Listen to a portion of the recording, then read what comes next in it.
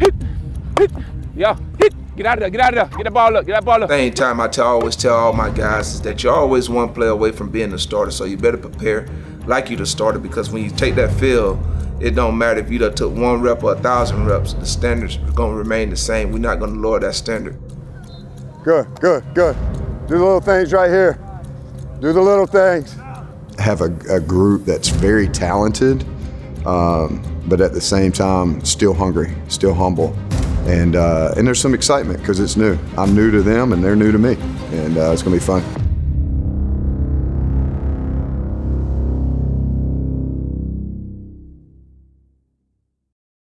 That coaching journey really started over at Liberty High School right here. That's right down the road. You know, they kept asking me, hey, can you just volunteer? Just come out and just volunteer, help the sprinters. And I'm like, yeah, so what? I got time. I come out, that's nothing. So when I got done playing, it was like, all right, hey, you're going to be the full-time sprint coach. I'm like, whoa, this thing just started off as a volunteer now. Now I found myself as the full-time sprint coach, and really being around those kids, that's when I found this is my purpose, to really share my life experiences so that these young generation can go off and experience, hopefully, some of the things that I was able to experience. You know, me and Coach Sweeney always stayed in communication. He always asked me, hey, if you ever want to get into coaching, hey, just let me know. And, you know, if the time is right, I bring you on so you can learn, the different, because the game's different, our office different. You learn the recruiting aspect of it. Whenever you're ready, just let me know. And so I just remember we was having a luncheon at my house one day, and I told him that I was getting ready to get back into school to get my master's, because I was always, wanting to strive to get, further my education. So I was like, hey, I think I'm gonna get back enrolled for my master's. He's like, what? I was like, yeah. He's like, well, you should come on and, just GA, do an unpaid GA. I'm like, for real, just, if you really, serious about, wanting to get into coaching, I think that'd be a good stepping stone. So, the first thing I told him, man, just make sure you, clear that with Coach Elliott, because at the end of the day, I didn't want to bump heads. Here you have a former player that played the position. I want to come sit in on your meeting rooms. I know how that relationship and how that tension can be. So I just wanted to get it clear by that. And Coach Elliott, he was very gracious and very open, allowing me to come in for that full year and sitting in and really learning, how he handled the room, how he handled different personalities, So he was really a big key of me, being ready for that first year, taking over as the running back coach, because any question I had, he answered it for me. Some guys, they'll hold it back and you figured out on your own. But man, Coach Elliott, man, he was very open, very honest about how to handle certain situations, how to go about, how to move, I guess you call it, how to maneuver yourself around. And really the biggest thing he said, just always just stay true to who you are. Yep, adjust that body. Try to put that back between you and the defender. That's it. I played the game, my whole life. I've been around the game my whole life. I thought I was going to be a lawyer. I went to school, went to college, went to Appalachian State, got a history degree, and took the LSAT and was ready to go, into law school somewhere and be a lawyer. And I coached high school football my senior year at App. I coached a little high school football team up in the mountains, and I got the bug, and I've never looked back. So I put the LSAT to the side. I wish I had done that before I took the LSAT. I put that to the side, and I said, you know what, this is what I want to do. And I've just been full speed ahead, whether it's been, high school jobs or, I coached 1AA, college ball for a little bit. And then most recently, before I was at Clemson, I was the head coach at Northwestern High School in Rock Hill, and about 2 hours down the road. And that was a job that I thought I was going to retire at. It's a great place to live. All my family is from Clemson, and I grew up a huge Clemson fan. And, when I walk away from the office, I'm still a huge Clemson fan.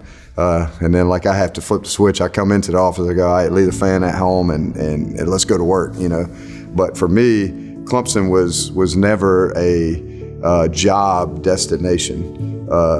Clemson to me was a retirement destination. I wanted to finish my career out and work my tail off, and then I wanted to move to the lake here in Clemson and retire and follow the Tigers all across the country. That's kind of been my journey. Coach called me out of the blue. He told me one day years before he hired me, just out of the blue. I was walking away from practice. I was in town to see my dad, and I was come to bowl practice just to watch him, and I was walking back out to my car, and he told me, hey, I'm gonna hire you one day. I don't know when, but I'm gonna hire you one day. And I was like, what was that? You know, and that was it. And then he walks off. And then a couple years later, he literally calls me out of the blue, offers me a job, and 7 years later, here I am. There we go. There we go, nice, nice. We're gonna be on the bags. Make sure we hydrate. It's a little humid out here today. Yeah, well, I mean, being on this side of it now is totally different because, you know, the thing that I learned my first year is that, you know, that where I have to grow is that, you know, I can't expect these guys to do what I did as a player. You know, it was only one CJ Spiller, right? So, you know, I don't have the expectation that these guys need to do exactly how I do it because every running back is unique in their own way. Now, will I give them some nuances and give them another set of eyes and kind of talk through some things? Yeah, that's my job. That's what I'm here for.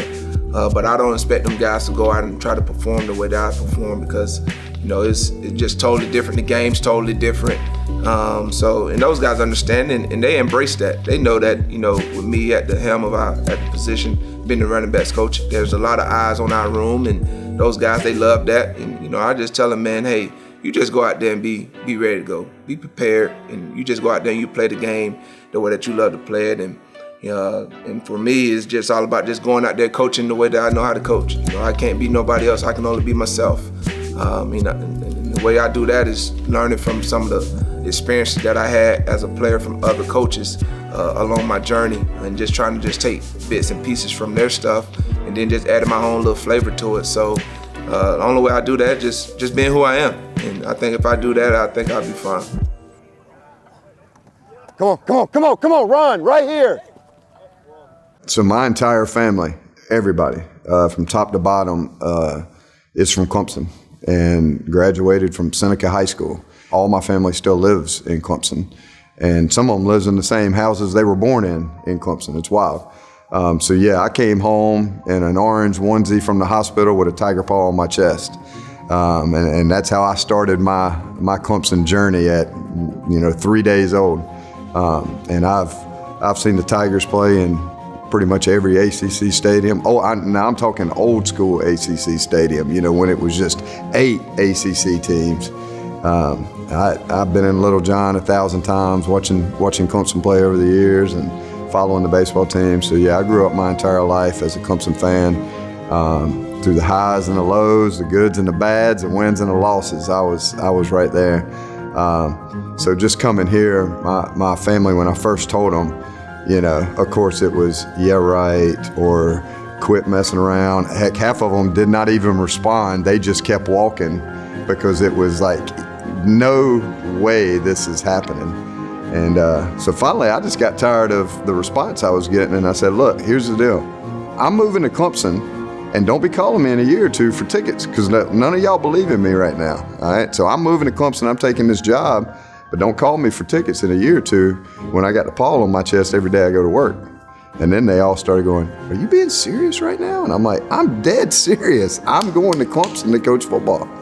And then it just kind of went from there. So it's been unbelievable. And I wake up every day and still kind of hard to believe that, I'm a Clemson Tiger, as in not a Clemson Tiger fan, but this is where I work. And they, don't tell anybody this, but they pay me to come here. I mean, that's unbelievable. They give me gear that I would go to the store and buy. And I get it free now, and they pay me to come in, and then they give me a bus ride and a plane ride to the games, and I don't have to pay for it? Wow. I said, sign me up. This is unbelievable. But I will say this, like, a dream of mine was to come to Clemson and get a piece of paper that said I had a degree or whatever from Clemson. And in life, it didn't work out. I went to Appalachian State and loved it. But down deep, I never had that piece of paper from Clemson. So my second year here, I decided, I can't be a former player, but I can be a guy that has a piece of paper from Clemson that says he has a degree from Clemson. So in my second year while working here, I went and got my master's. And now on my wall in my office, and I made sure it was on the wall that I look at every single day, is a Clemson piece of paper that said I got a degree from Clemson. Hey, this is where you got to push yourself right here. You got to be willing to go to the deep waters. A lot of people ain't willing to go out there. There's a reason the great sharks live out there. A lot of people ain't willing to go out there to the deep waters. This way you got to push yourself, man. So I'm just looking forward to this fall camp and seeing how these guys battle it out. You know, all those guys gonna get an opportunity to showcase what they can do and show who can be the starter for us opening night against Georgia Tech. So it's gonna be a fun time. But that's what those guys understand, and they embrace that too. You know, and the good thing about my room is that, you know, those guys have a genuine love for each other. They want to see each other go out there and be successful. And as a coach, that's the only thing that you can ask for, because we all know, you know, when jealousy creeps up into the room, that can make it a very awkward situation. And, you know, I try to preach that message all the time. You know, don't let jealousy creep up into this room, because at the end of the day, this is a brotherhood. This is something that you want to be able, that's going to last for a lifetime, and you don't want jealousy to diminish that. So those guys have a great understanding of that, and, you know, they have a great appreciation for each other's game. And I think that's what drives each and every one of them.